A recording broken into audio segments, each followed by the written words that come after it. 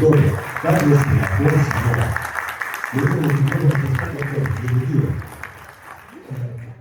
Hola, pues muchas gracias.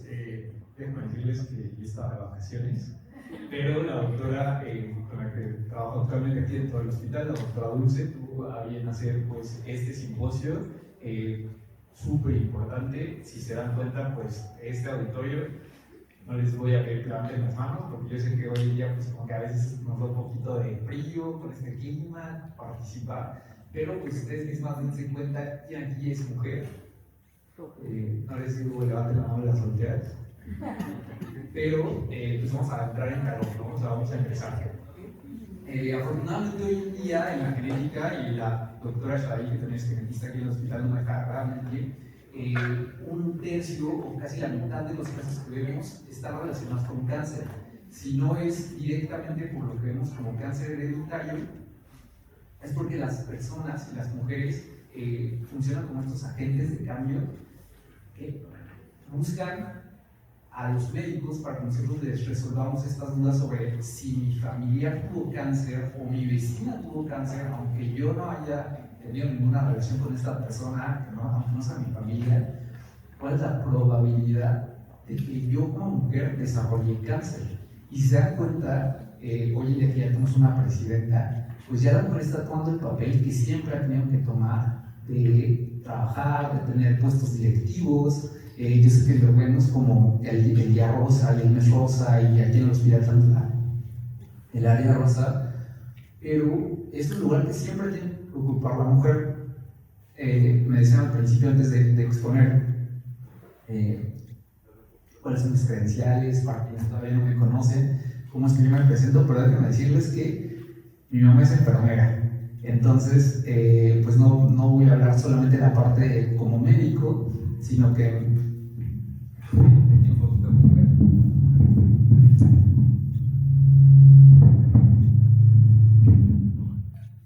como médico, sino que pues ya somos un equipo multidisciplinario, interdisciplinario. Creo que está mejor así, ¿verdad? Aquí en el hospital ya no somos nada más los médicos y nada más lo que nosotros como médicos, como especialistas decimos, sino que ya influye mucho la opinión de los pacientes, la opinión de los familiares, la opinión de las enfermeras. Entonces, pues si no digo esto, mi mamá me va a regañar. Yo traté de hacerles como que un poquito collage para llamar la atención de que pues ya, a pesar de que estamos hablando del cáncer de mama y el mes rosa, y que es como la denominación que se ha tomado para concientizar, pues el mes pasado hablamos del cáncer infantil, también nos estuvo apoyando con eso el equipo de pediatría aquí en el hospital, y el próximo mes de noviembre es el mes de concientización sobre el cáncer en el hombre.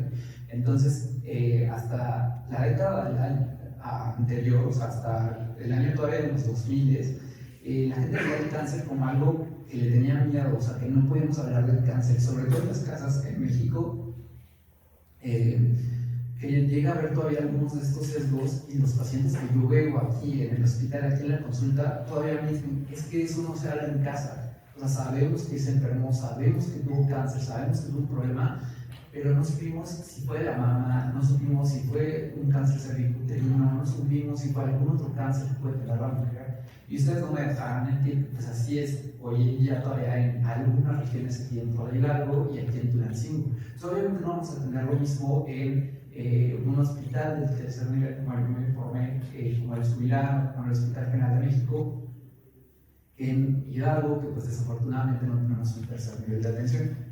Entonces, para que podamos romper con que este miedo de qué es el cáncer, por qué tenemos que diagnosticar el cáncer de mama a tiempo, pues vamos a hablar de algo que yo creo que como mexicanos todos hemos escuchado en algún momento y a todos nos interesa un poco, que pues es el fútbol, ¿no? Si nosotros hubiéramos podido estar ahí, y yo he escuchado comentarios de la gente, no, pues que México le tuvo que haber ganado a Alemania. Cuando yo estaba haciendo estas diapositivas, este seminario, justamente estaban las Olimpiadas, y entonces también, como que todos teníamos los comentarios de que, ay, no, es que si hubieran invertido más en deporte, es que si formáramos los deportistas desde niños, tendríamos mejores resultados, ¿no? Y entonces pensamos como que, bueno, es que México pudo haber ganado el mundial. Hoy en día, si ese mundial lo midiéramos con detectar el cáncer de mama a tiempo, detectar el cáncer de mama a tiempo, pues México tiene completamente las posibilidades, los conocimientos, la tecnología de detectar el cáncer de mama a tiempo, de tratar a las pacientes con cáncer de mama a tiempo. Aquí hay que decir que el cáncer de mama no solamente afecta a las mujeres, afecta a las familias, afecta también a los hombres, también hay cáncer de mama en los hombres y también puede suceder en personas jóvenes, pero el tiempo de vida perdido por una mujer que adquiere cáncer de mama y que fallece por cáncer de mama puede ser hasta de 20 años. Imagínense las personas, hombres y mujeres que ya están pensando en su jubilación y fallecer y no vivir esos 20 años por el cáncer y por algo que se pudo haber detectado a tiempo, pues obviamente es algo lamentable. Entonces yo aquí les pongo algunos esquemas que serían como a hacer referencia, pero pues también se trata de que nos pongamos como que en el aquí y ahora. Al ser un equipo multidisciplinario, pues tenemos que buscar el interés de todas las personas. Y lo que nosotros en la consulta aquí de genética buscamos, pues es que los pacientes que vienen puedan tener algo que nosotros en genética llamamos asesoramiento, que es la información que ellos están buscando, justo esta información de la que hablábamos, para resolver sus dudas. Si bien los genetistas aquí en el hospital no damos un tratamiento dirigido, sí hay lugares en México donde ya hay tratamientos que dependen de esta activación o de este reflejo de qué es lo que está sucediendo a nivel molecular. Entonces aquí lo que les señalo solamente es algunos esquemas de cómo funciona el ciclo celular, pero bueno, en el momento en el que como médicos, y ahí me regreso a que pues mi experiencia es como médico, no como personal de alguna otra área, pues no siempre cuando vemos esto en los primeros años de la carrera, no siempre le ponemos la importancia o no siempre le ponemos la atención. Justamente ayer en el congreso en el que estaba, la mitad fue de cómo es que se está enseñando a los médicos a tener una aproximación con temas desde el primer año que cursan la carrera. Lamentablemente, en ocasiones pues vamos primero la parte teórica, tanto en medicina, como en enfermería, como en odontología, y cuando ya estamos viendo a los pacientes, ya se nos olvidó, o ya no le pusimos esa atención. Entonces el ciclo celular justamente es lo que nos va a dar ese paso de células normales a células que llamamos cáncer. Yo no creo que aquí hoy en día nadie se haya despertado y haya dicho, voy a ir a saltar un banco, ¿no? O que a los 5 años alguien de ustedes haya dicho, ay, de grande quiero ser narcotraficante. Pero las personas que lo hacen en México tuvieron que haber pasado por algo para que a la edad a la que lo hacen ya se dediquen a algo que consideramos malo, que consideramos maligno. ¿Qué es eso que está sucediendo para que una célula normal o una célula que no se está portando mal se convierta en una célula maligna? Y por eso es que la llamamos así, por eso es algo maligno. En cuanto a epidemiología, y parte de la relevancia de este día es que el INEGI año con año reporta este tipo de estadísticas de cuál es la cantidad de personas afectadas por cáncer y por cáncer de mama en un año. Y más allá de los números, yo quiero que se queden con el número, con la idea, y se lo digo a mis pacientes en la consulta. Ustedes y yo vamos a tener cáncer. Hoy en día, el 50% de las personas, o sea, una de cada 2 personas a lo largo de su vida va a tener cáncer. Y eso es porque el cáncer ya se detecta a tiempo en etapas en las que ya no tendría por qué morir una persona de cáncer, por lo menos de los cánceres más frecuentes para los que sí hay tratamiento. El cáncer de mama no es una enfermedad rara y no es una enfermedad directamente genética, pero si no participamos todo el equipo médico, incluido a los genetistas, pues no podemos reducir estos números. Si se dan cuenta aquí que menciono incluso la morbilidad, una de cada 5 mujeres puede cursar con cáncer de mama en algún momento de su vida. Quizá ustedes hayan conocido a alguien como mujer que sí ya tuvo cáncer de mama, pero pues recibió tratamientos. O sea, ya el objetivo de detectar cáncer de mama a tiempo pues es que las personas no fallezcan por el cáncer de mama, que puedan vivir una vida digna y una vida larga, con tratamiento, con seguimiento, pero sin estarse preocupando por el cáncer de mama. Y mucho de lo que influye en esto es lo que hacen los pacientes, los mismos pacientes que han tenido cáncer de mama y las familias de las mujeres que han tenido cáncer de mama, ya hacen grupos, ya hacen chats de WhatsApp en las que ellas mismas están hablando de nuevos tratamientos, de detección oportuna, en la que pues ya el paciente y el entorno del paciente pues nos está ganando muchísimo a los médicos. Como les decía, una de cada 2 personas va a tener cáncer. Ya no tenemos que tenerle miedo al cáncer. De hecho, hoy en día hay personas que viven mejor con el diagnóstico que tuvieron de cáncer que con diabetes. Porque pues ya hay tratamientos más dirigidos, sobre todo por la detección oportuna. Les decíamos, una de cada 2 personas puede tener cáncer en algún momento de su vida, sobre todo ¿por qué? Pues porque ya vivimos más. La esperanza de vida para los que nacimos ahí en los 90 es de hasta 72 años. Entonces, si como médicos en algún momento leyeron el libro de patología de Collins, ahí mismo les dice, la única manera de no tener riesgo de cáncer es no nacer. Todos estamos expuestos al cáncer. ¿Por qué? Porque las células que tenemos en nuestro cuerpo, lo único que saben hacer es dividirse.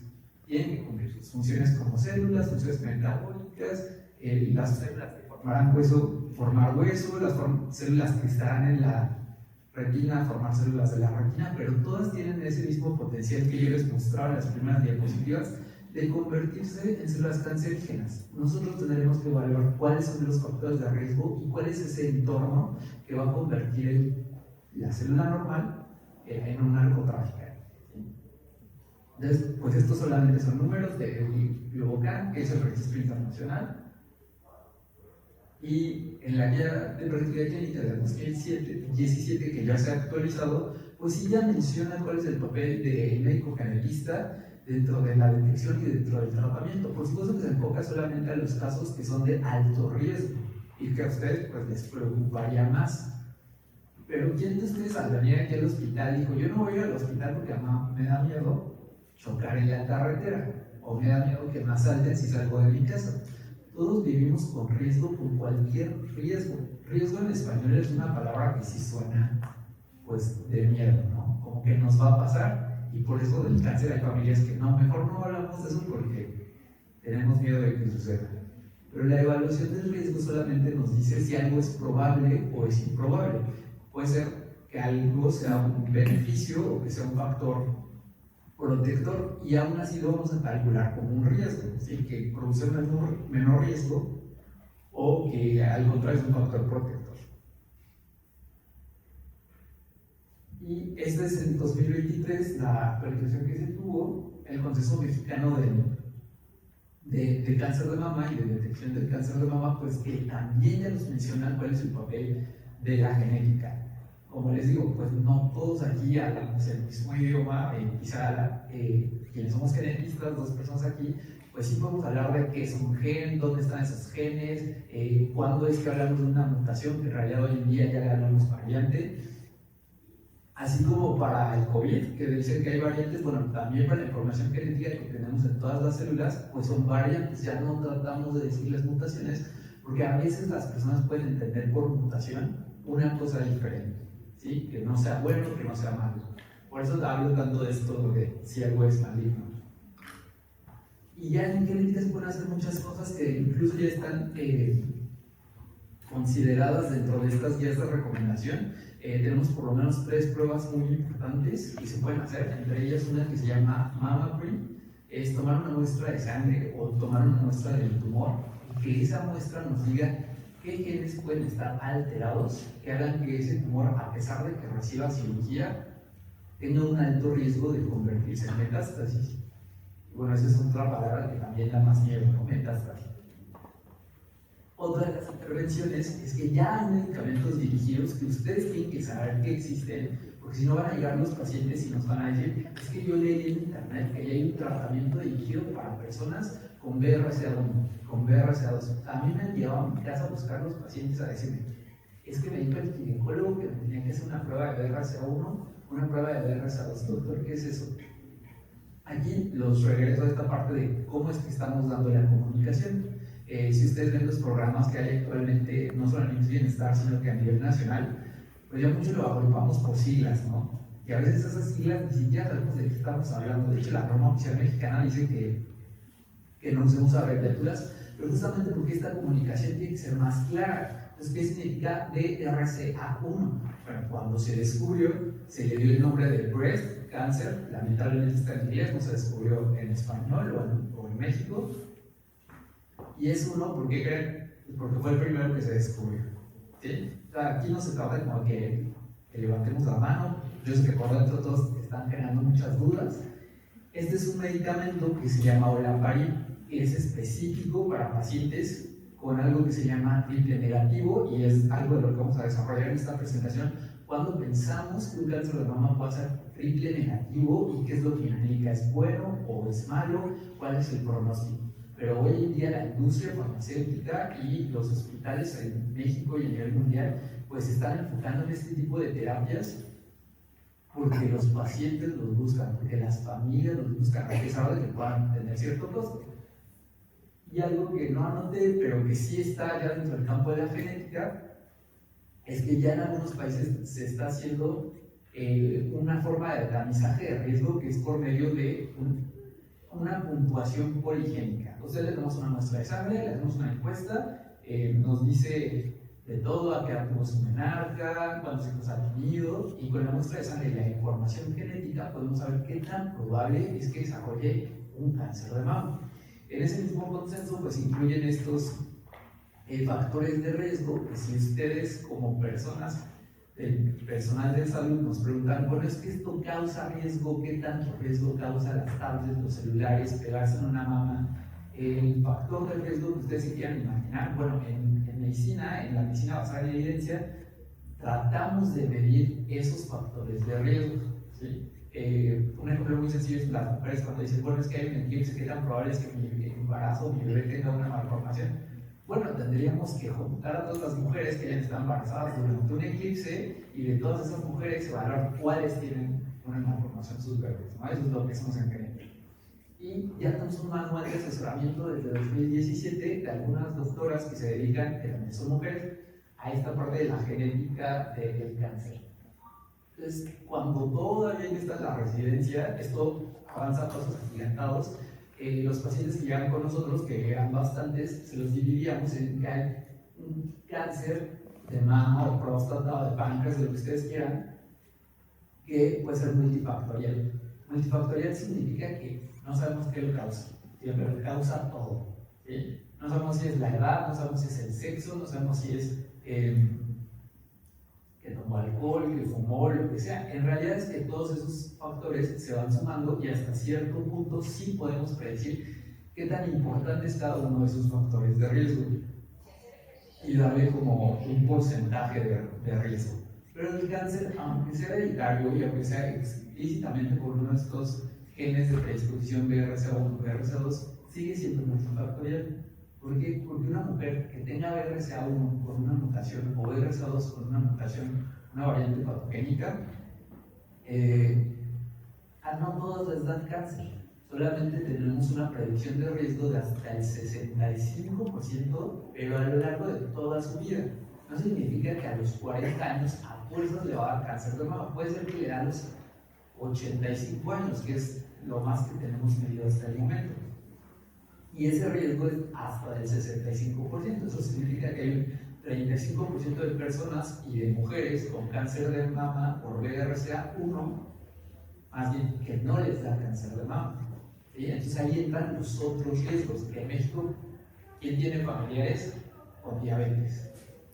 Ahí por dentro levanten la mano encima de que eso sí nos podemos relacionar, ¿no? O sea, tal vez no nuestros papás tienen diabetes, pero tal vez sí nuestros abuelos, y eso depende mucho de la edad de cada una de las personas y de esa transición generacional que se va dando.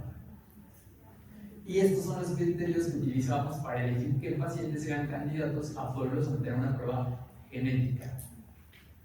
Pero, pues justamente esta semana ya hubo la actualización, es que genética avanza a pasos agigantados, todo el tiempo está avanzando, en las que las guías internacionales, por lo menos de los Estados Unidos, que es la NSSN, ya nos dice que a fuerzas tenemos que referir a genética a cualquier paciente con cáncer de mama si lo tuvo antes de los 65 años.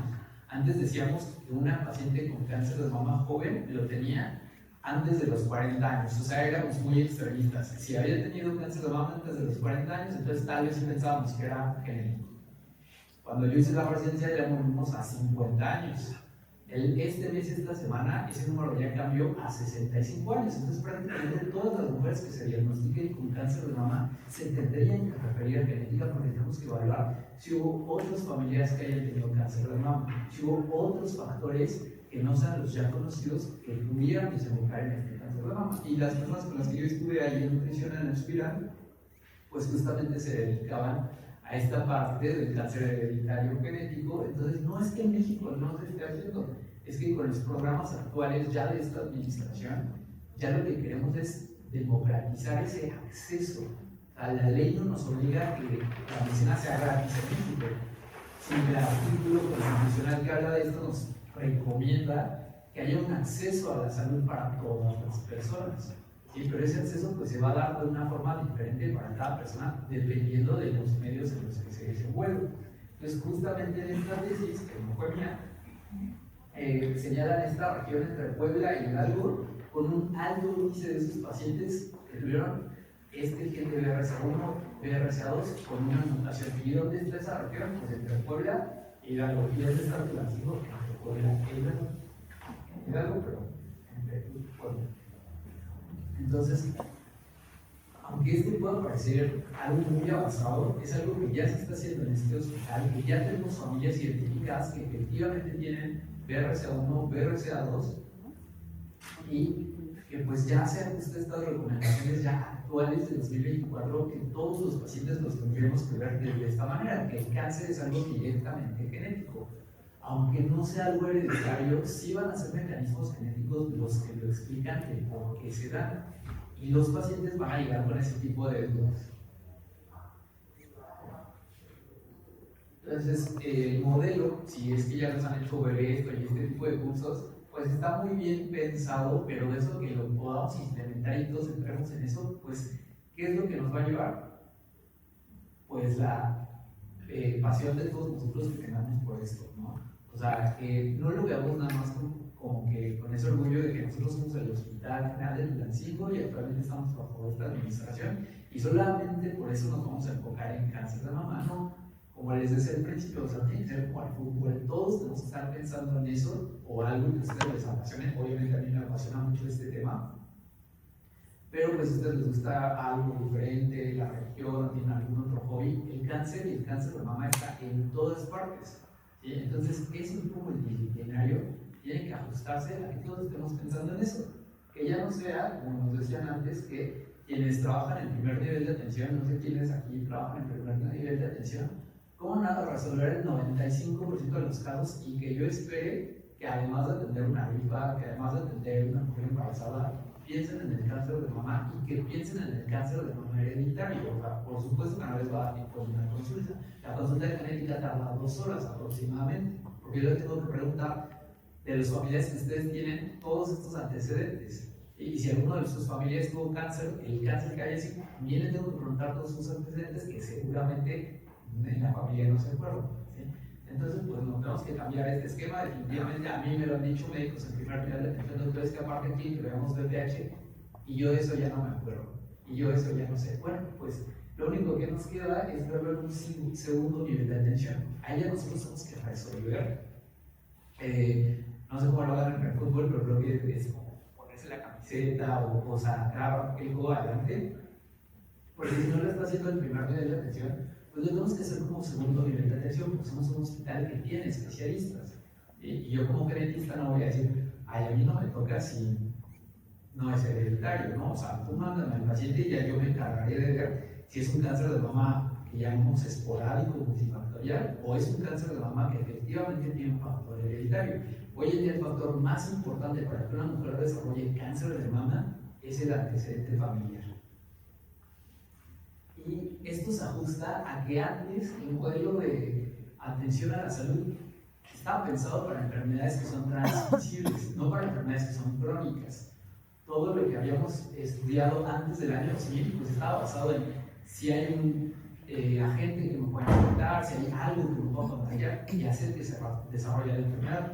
Lamentablemente en otros cánceres pues sí puede suceder, como en el cáncer cervicuterino, si hay un agente que nos va a aumentar el riesgo, pero afortunadamente ha habido avances suficientes en el cáncer cervicuterino para que ya no sea el que en primer lugar matar a las mujeres. Ya el que está en primer lugar es el cáncer de mama. Y otro cáncer ginecológico, que es el cáncer de ovario, ahí sí es muy difícil hasta el momento el cáncer de ovario poderlo predecir. No tenemos una mastografía para el cáncer de ovario. Todos los pacientes que tengan diagnóstico de cáncer de ovario sí se tienen que referir a genética, porque al ser tan rápida la progresión, una de las pocas opciones es este medicamento del que yo les hablaba, como olaparib, o hacer un diagnóstico genético para ver si puede haber otros familiares en riesgo que tengan riesgo de desarrollar cáncer de ovario. Entonces, ahí estamos hablando de cáncer de uterino, cáncer de mama y cáncer de ovario. Y pues ahí yo iría empezando prácticamente mi presentación. Preguntas que ustedes seguramente se podrían hacer o se deberían hacer, todos nos deberíamos hacer. Yo creo que de esta plática van a salir con más dudas que respuestas. ¿Y qué es lo que causa el cáncer? Pues no es que no sepamos qué causa el cáncer. Es como las personas cuando se diagnostican con diabetes y tienen una obesidad mórbida y les preguntan, doctor, ¿por qué me dio diabetes? Bueno, o sea, la obesidad sí es un factor, pero no sabemos si hay otra persona con los mismos 120 kilos de peso que no ha desarrollado diabetes a su misma edad. Los factores de riesgo funcionan de esa manera. Si hay factores que son genéticos, aunque no sea un único gen, aunque no sea solamente BRCA, pero va a haber otros factores que no podemos medir. Por eso hay tanto enfoque y tanto énfasis en la biología molecular y poder medir estos factores que hoy en día sí podemos analizar en un hospital, hoy en día sí podemos analizar en México. Tal vez yo no puedo contar cuántas veces comió sopes en toda su vida y saber si por haber comido sopes le dio cáncer de estómago, pero sí podemos saber si tiene familiares con cáncer. Y bueno, ya en este siglo XXI, pues ya no deberíamos ver el cáncer como esa enfermedad maligna que nos da miedo, que no podemos hablar de eso. Ustedes que son personal de salud, pero en las familias nadie va a sus casas y les dice, ay, ¿quién en su casa ha tenido cáncer? ¿Quién tiene duda de si puede tener cáncer? Bueno, aquí se me ha permitido presentarme, como les decía, mi nombre es Carlos Mejor. Mi especialidad es genética médica, yo soy del Instituto Nacional de Nutrición, también avalado por la UNAM y de aquí de Pachuca. ¿Y qué es lo que está haciendo hoy en día este hospital? Yo quiero pensar que para dar una en mi casa, pues justo después de que yo salí, el mes pasado firmaron este acuerdo entre los hospitales de tercer nivel, el INPE, el INCAN, el Instituto Nacional de Nutrición, y también viene un instituto que tal vez no conocen todavía, que es el INMEGEN. Es el instituto que se dedica específicamente a las enfermedades genéticas. Ahorita no es un hospital, pero sí están recibiendo pacientes y ahí es a donde hemos podido enviar pacientes para que se tomen una muestra. Afortunadamente ellos como familia estuvieron muy interesados en saber por qué es que está sucediendo esto en su familia. Justamente es un paciente que me refirieron aquí mismo. 3 generaciones que habían tenido cáncer de ovario, luego la hija cáncer de ovario, luego la nieta cáncer de ovario, y ahorita ya estamos en una 4ª generación en la que ya las bisnietas 2 tuvieron cáncer de mama y ya tienen el diagnóstico genético. De hecho, una ya llevaba años con el diagnóstico genético y a nadie se le había ocurrido hacérselo también a los hermanos. O sea, ahí es el papel que tenemos que hacer todos, porque el día de hoy todos ustedes ya son agentes de cambio solamente por estar aquí. Y ellos pues por firmar este acuerdo, ¿no? Entonces ya la parte más científica, esperamos un poquito de didáctica, es cómo dividimos a nivel genético, a nivel molecular, esos cánceres. Como les decía, pues sí sabemos, podemos evaluar algunos de los factores de riesgo de por qué una célula se convierte en maligna. Aparte de por qué esa célula se convierte en maligna, pues ya no queda nada más verla en el microscopio. Ya no queda nada más lo que nos diga el patólogo. Nadie aquí es patólogo, ¿sí? Bueno. Entonces no me puedo decir que no es así. Sino que lo tenemos que dividir en algunas formas específicas que a los oncólogos, a los cirujanos oncólogos, a los oncólogos médicos les van a decir cuáles son los tratamientos más óptimos para poder atacar ese cáncer. Y lamentablemente los que tienen menores opciones de tratamiento son los que llamamos triple negativo. El triple negativo lamentablemente es muchísimo más diferente de las otras formas de cánceres.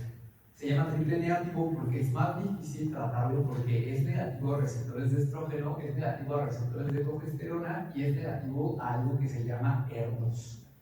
Entonces, si viéramos un panorama histórico, pues la verdad es que nos tardaríamos muchísimo, o sea, podríamos tardar un mes, semanas. Yo creo que por eso me tardé tanto en esta presentación.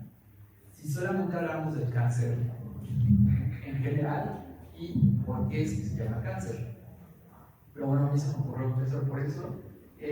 Ustedes por dentro, ¿qué piensan que significa el cáncer? Si ustedes, como personas, ya no como personal de salud, les digo cáncer, seguramente en su mente primero van a pensar que es algo malo, algo maligno, como yo decía al principio, ¿sí? Hoy en día en medicina ya nos hemos dado cuenta de que la manera en la que comunicamos las cosas influye mucho en cómo los pacientes reciben ese diagnóstico. Desde antes de estar en mi consultorio, los pacientes ya están pensando, ¿por qué me mandaron a genética? ¡Qué miedo! ¿Por qué me mandaron con una oncóloga? ¡Qué miedo! ¿Sí? O sea, los pacientes no vienen a los hospitales por gusto ni a ver el fútbol. ¿Sí? Entonces tenemos que combatir desde la manera en la que se lo estamos diciendo a los pacientes, desde el lugar en el que estamos atendiendo al paciente, porque al saber que le vamos a decir que algo puede ser maligno, aunque no lo sea, aunque todavía no tenga el cáncer, pues viene de la palabra malo, de que es algo malo. Por eso yo les ponía el ejemplo de que prácticamente es como si estuviéramos hablando de una narcotraficante. ¿Por qué le pusieron ese nombre? Pues por cáncer, aparentemente alguien le dio similitud con un cangrejo. Seguramente en esa época antigua de Egipto, de los griegos, lo que ellos veían era esto, ¿sí? Y por eso es que le dieron esa similitud con un cangrejo. Pero propiamente, ¿qué es el cáncer? Pues no es una célula que un día se despertó y dijo, hoy voy a dominar todo el cuerpo, todo el organismo, lo voy a invadir como en las películas. Lo voy a invadir y si puedo, voy a ir a otro lugar que ni siquiera tiene que ver con la mama y voy a hacer metástasis. No, estos factores de riesgo que ustedes ya conocen actúan sobre el ADN que tienen todas nuestras células. En el cuerpo hay 300 billones de células y en algún lugar pueden generar cáncer. Por eso es que hay tantos cánceres, por eso es que el cáncer pues no es una palabra que nos alcance para describir todo de lo que se trata esta enfermedad. Y no me voy a detener a explicar cada uno de los mecanismos que tiene que pasar la célula para convertirse de una célula normal que está haciendo su trabajo en el cáncer. Basta con que ustedes sepan que todas las células, por lo menos de los epitelios en el cuerpo, los epitelios es la piel, el pulmón por dentro, la mama, para sustituir a otras células se tienen que dividir. ¿Qué pasa con una hoja de un escrito que ustedes tengan ahí en su oficina? Si la copian una vez, pues les va a salir legible esa copia, pero si esa copia la vuelven a copiar, ya no les va a salir igual, y si la copian 100 veces, ya no se va a leer igual.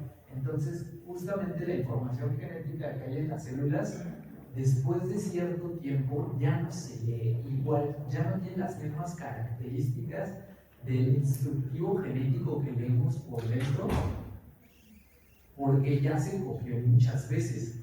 ¿Y eso qué significa? Que la célula ya tiene cierta edad, ya no tenemos 15 años. Ya hubo un envejecimiento celular.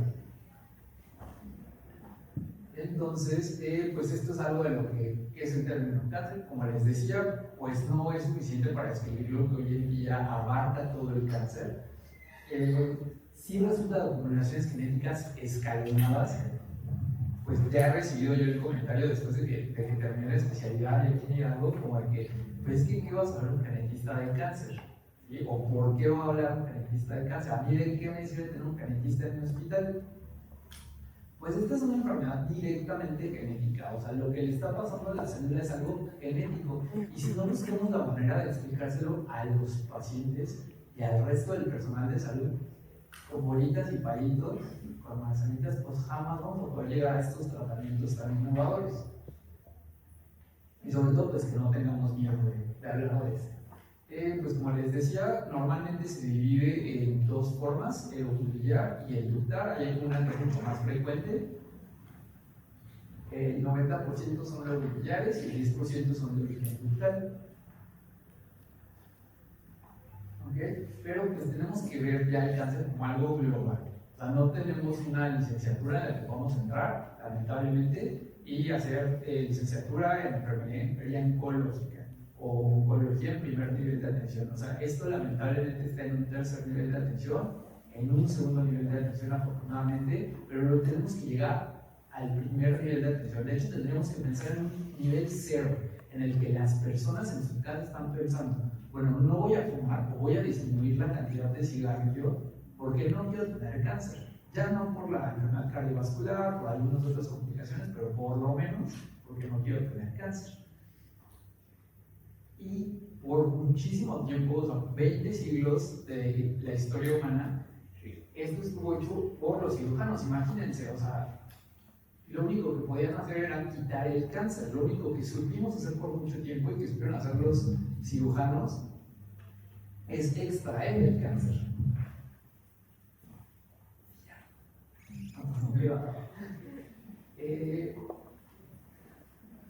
No sé si hasta aquí tengan alguna duda en específico.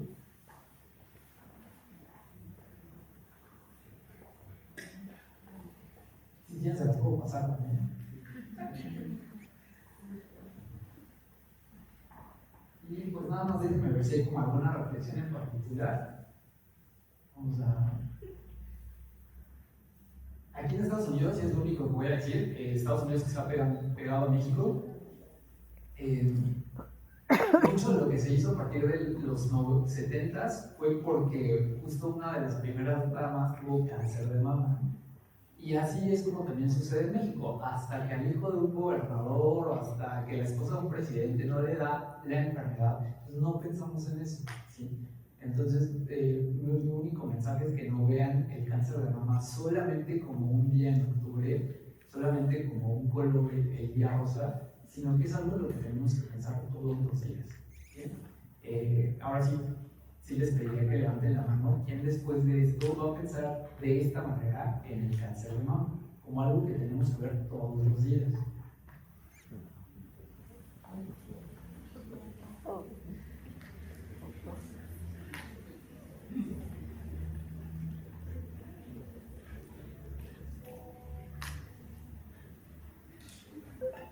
Pues sí, esto era lo que quería llegar para decirles esto del triple negativo. Hay receptores de estrógenos, hay receptores de progesterona que directamente van a actuar sobre la célula, y otro que se llama R2. Justamente la prueba para determinar R2 pues es una prueba que es genética y que los hacían los laboratorios de forma genética. Tiene apenas 20 años, pero tiene un año y ya empezaron todas estas pruebas para tratamientos dirigidos, para cálculo de riesgo genético. Entonces, veanlo de esta manera. Yo creo que por eso fue la conferencia con la que empezamos este simposio, y efectivamente eso ya es todo.